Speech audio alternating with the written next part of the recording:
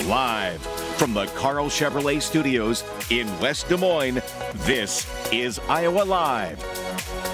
Welcome back to the program, everybody. And to quote Steve Martin, the new Iowa History Journal is here. The new Iowa History Journal is here. Michael Swanger also joining us. Hello, Michael. Good to see you, Lou. I feel like someone important. It's in the mailbox. How about that? This is so cool. Starting the month off with another installment of the Iowa History Journal. Right on the day that comes out, hot off the press, as they say.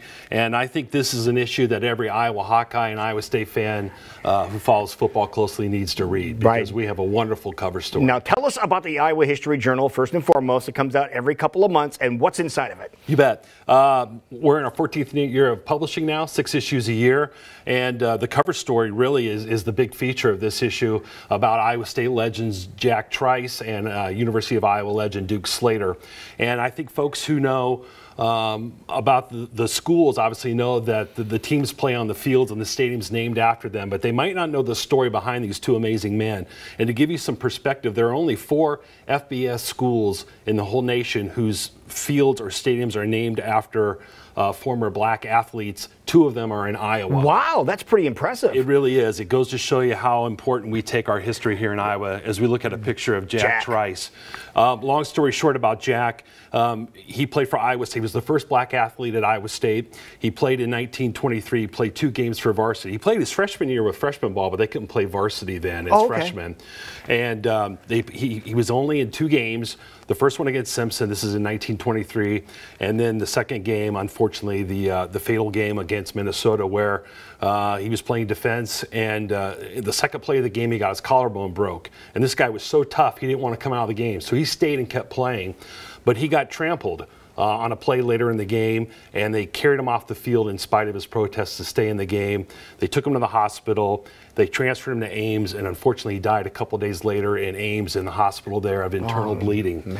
But what's amazing about his story is that we have a copy of the letter that he wrote the night before his first game, and that's a key piece of history and to Jack's story about the pressure that he felt to perform well as the first black athlete at Iowa State. These guys both went through so much, not only physically like their teammates, but verbally in the things that they had to encounter. So that's Jack's story. Yeah, you can see the mental stress that he was enduring at that time. Absolutely. And that's one of those letters, you read it and you can feel his emotion while you're reading the letter, and you have that letter in here. I do, and I was really proud to be able to get a copy and publish that. So I encourage everyone to especially read the letter. With Duke Slater, Duke was played for the Hawkeyes for 4 years, from 1918 to 1921, was an All-American tackle, went on to play professional football for 10 years, and again was a groundbreaking, a pioneer football player in the NFL. He just got inducted into the NFL Hall of Fame about a year ago. But the Hawkeyes just got around to naming their field, the surface that they play on, Duke Slater Field, just last July. Sure. And that was 2 years after they had just erected a bronze relief of him, depicting him playing in the famous Notre Dame game when they beat Newt Rockney's team. Oh, yeah. So two incredible athletes, 2 great Iowans with amazing stories. And, you know, whether it's the big game next week or at any point during the season, that's why we published the story for our September-October issue during the football season. I encourage fans to pick it up and learn about these 2 men. And the person that wrote the story, pretty special too. Absolutely. Don Doxey is the longtime Quad City Times sports writer, editor, columnist. He just recently retired, and he knows football as well as anyone in the state. All right, and you know, so great story for Iowa and Iowa State fans in here, and history fans in general. But something else that is really cool. Do you enjoy donuts? Well, did you know that the donut machine was invented in Iowa? It was. As a matter of fact, in Waterloo, it was the Waterloo Gym donut machine. So we have them to thank for those tasty treats that we get to enjoy on the weekends. It looks like a bigger version of the little one that was at the fair a couple weeks ago. Yeah, that was a great point that you made, Lou. I had not thought of it that way. So that's a wonderful story written by Tim Harwood. And then we have another story about Dick Clark, who walked his way across the state and into the U.S. Senate in 1972.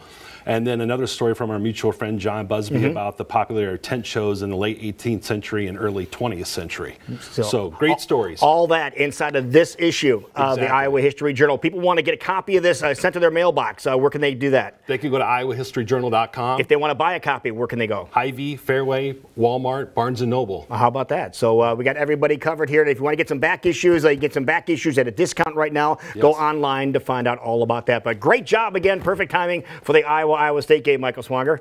Always great to see you. Good to see you, my friend, and good to see you. Thank you for watching, and we will be back here tomorrow for a beautiful Friday here on Iowa Live.